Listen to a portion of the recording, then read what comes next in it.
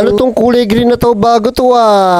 Okay, nandito ako sa Ayala Mall sa Santa Rosa, Laguna. Nagugutom ako, kakain ako dito sa Manam. Grabe, ang daming tao. 8 PM na nga pala at di pa ako kumakain kasi omad ako. Dumating na nga pala yung order naming iced tea. Tapos yung buko pandan shake. Tapos ito to yung bestseller nila, pork sisig. Tapos umorder kami na Peking fried chicken. Sana hindi fake to. Ito na, kain na ako. Gutom na ako. Grabe. Unahin ko na tirahin yung Peking fried chicken para malaman ko kung fake nga to. Ito na ang unang subo. Fake ba siya?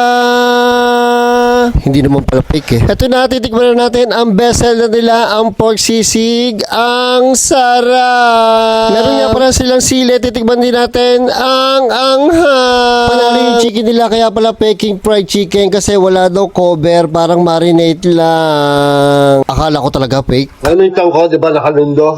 Nangangapin lalim.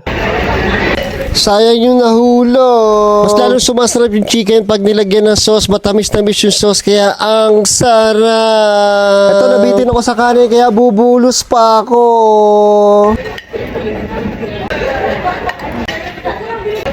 Ito naman sizzling pork sisig nila, sobrang lutong ng mga karne, grabe. Medyo nauhaw na ako sa part na to, kaya titikman na natin yung iced tea nila, sobrang sarap. Gutom talaga ako, kaya titirahin ko na itong lumalangoy sa iced tea, ang asim.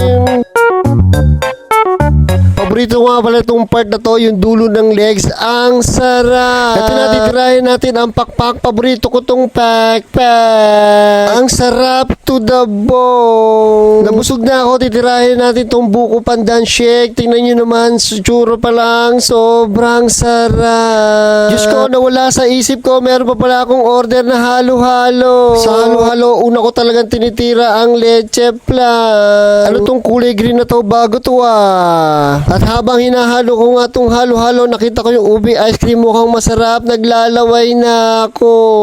Ito na nga, titikman ko na, moment of truth. Ang sarap. Bye-bye.